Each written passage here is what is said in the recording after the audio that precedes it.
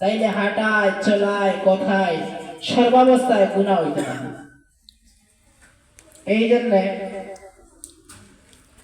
মাদ্রাসা খুলছে নতুন বছরের প্রথম সপ্তাহ।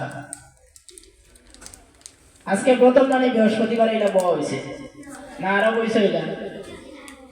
এই বছরের প্রথম বৃহস্পতিবার আজকে বইছে, যেহেতু ইনশাআল্লাহ সামন থেকে আর যত বৃহস্পতিবার আসবে ধারাবাহিকভাবে সাপ্তাহিক সভা চলবে।